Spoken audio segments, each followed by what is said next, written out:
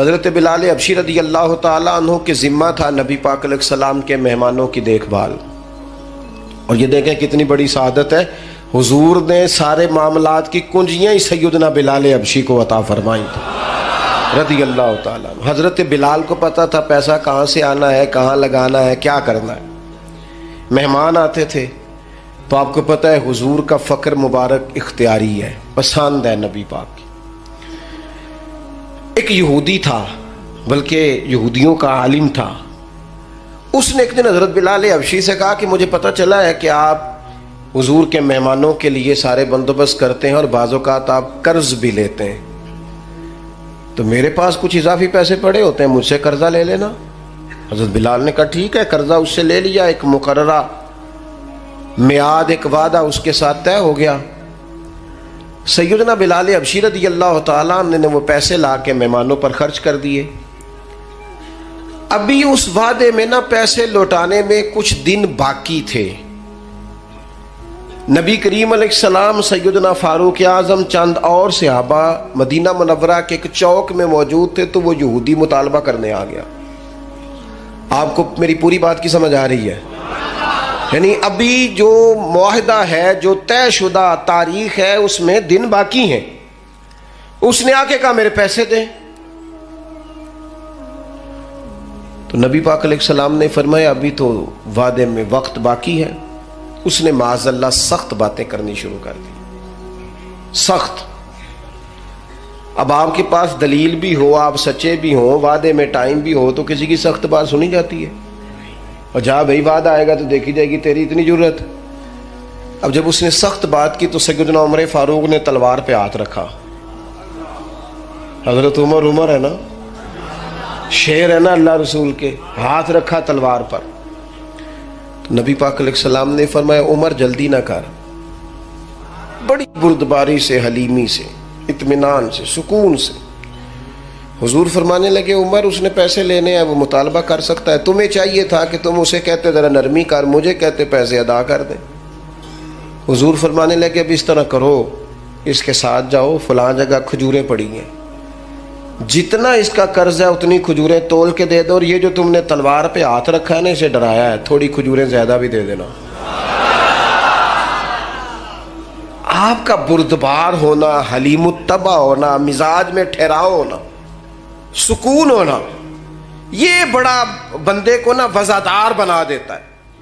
آپ ہر شخص کے لیول پہ اتر کر جھگڑا نہ کریں. میں نے دیکھا ہے سیانا بیانا آدمی بچوں کے ساتھ بحث کر رہا ہے، سمجھدار آدمی ہو کہ ایک نادان سے گفتگو کر رہا ہے. میں نے شاید پہلے بھی آپ سے کہا تھا کہ میرا ایک فتویٰ ہے، اس سے اختلاف بھی کیا جا سکتا ہے. میرا فتویٰ یہ ہے کہ میاں بیوی کے جھگڑے میں اکثر قصور میاں صاحب کا ہوتا ہے. ہو گئے ہونا ناراض، لگ پہ ہونا کورن. ہاں میں نے پتا سی یہ جتنے ہی فتویٰ دیتے اتنے ہی حال ہویا. میاں بیوی کے جھگڑے میں نا زیادہ تر غلطی میاں صاحب کی ہوتی ہے. کیوں بھلا؟ اس لیے کہ عورت بیچاری کی عقل ناقص ہے، اس کی آدھی ہے، وہ پورا سوچنا بھی چاہے تو شعوری طاقت اتنی بلند نہیں. تو میاں صاحب کی تو پوری ہے نا، تو پھر جھگڑا ختم کس نے کرنا تھا؟ تو جی میاں صاحب آکن تینوں آج ٹھیک کر کے ہی چھڑ رہے، تو یہ تو غلط بات ہے نا بھائی. آپ یہ دیکھیں کہ اللہ تبارک و تعالیٰ نے مرد کو عورت پر افسر بنایا ہے. آپ کو چاہیے تھا آپ کا حوصلہ بھی بڑا ہوتا، آپ دلیر ہوتے، بڑی ساری غلطیاں درگزر کرتے، محبت کا لہجہ اختیار کرتے. آپ کو یہ حق حاصل نہیں تھا کہ آپ بے جا سختی کرتے. آپ کی توجہ ہے میری بات پر؟ نبی پاک صلی اللہ تعالی علیہ وسلم نے کمال بردباری کے ساتھ فرمایا کچھ زیادہ بھی. حضرت عمر ساتھ لے گئے، کھجوریں تول تول کے دی. حضرت عمر کہتے ہیں اب حضور کا حکم تھا تھوڑی زیادہ بھی دی، لیکن وہ سیدنا عمر کے مزاج میں جلال تھا. فرماتے ہیں وہ مجھے کہنے لگا عمر ایک بات کرنی تھی. کہتے ہیں مجھے غصہ تھا، میں اس کو پر نرمی کر ہی نہیں رہا تھا. میں نے کہا جی کیا بات کرنی تھی؟ کھجوریں لے جائیں، آپ کا کام ہو گیا. کہتے ہیں وہ کہنے لگا عمر میرے دوست میرے اوپر سختی نہ کر، میرا مسئلہ سمجھ. میں نے کہا وہ کیا؟ کہنے لگا میں یہودیوں کا عالم ہوں، تورات جانتا ہوں. میں نے نا تورات میں آخری نبی اللہ کے محبوب علیہ السلام کی جتنی شانیں پڑھی تھی نا وہ ساری رسول پاک میں موجود ہے۔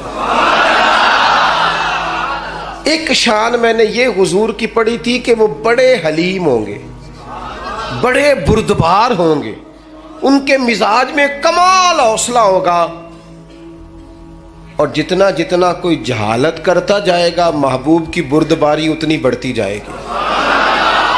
عمر میں نے جان بوجھ کے قرضہ دیا تھا، باقی ساری شانیں دیکھ لی تھی، یہ میں دیکھنا چاہتا تھا، میں نے قرضہ بھی جان بوجھ کے دیا، وقت سے پہلے بھی جان بوجھ کے آیا، سخت باتیں بھی معاذ اللہ کی، لیکن جب رسول پاک صلی اللہ علیہ وسلم کی بردباری، حوصلہ اور وفاداری دیکھی تو عمر اب تو مہربانی کرنا، مجھے لے چلنا مجھے نبی پاک سے معافی بھی لے کے دے دے اور رسول پاک کا کلمہ بھی پڑھوا دے، میں تیریاں ویخ کے عدامت مرید ہو گئی۔ اب نا یہ حلم، یہ بردباری، یہ کمال، یہ وفاداری، یہ ٹھہراؤ، یہ حسن، یہ تازگی، یہ رسول پاک کی عظمتوں کی بلندیاں، میرا تو دل کرتا ہے اب قربان ہو جاؤں حضور کی ہر ادا پر، قربان۔ تھوڑا نا مزاج میں بردباری لائیں، حوصلہ لائیں۔ کوئی ضروری ہے ہر سوال کا جواب ہم نہیں دینا ہے؟ نہیں سمجھ آئی بات کی؟ کوئی ضروری ہے کہ جو بندہ جو بات کرے گا ہم اس کی سطح پہ اتریں گے؟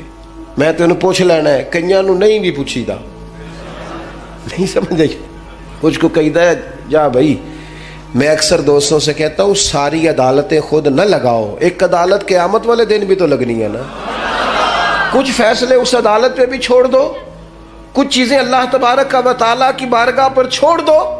ہمارا ایک تو استقامت کا مزاج نہیں، دوسری بردباری نہیں، اور تیسری بات، بس اسی پر میں نے اپنی بات کو سمیٹ دینا ہے، تیسرا ہمارا مسئلہ یہ ہے کہ ہمیں نہ صرف اپنے جذبات کا احساس ہے، اللہ کرے اتنا بڑا اور اتنا خوبصورت اجتماع ہے، آج میں اپنی اور آپ کی کچھ تربیت کر پاؤں۔ خود غرض ہوتے ہیں وہ لوگ جو صرف اپنے بارے میں سوچتے ہیں، خود غرض ہوتے ہیں۔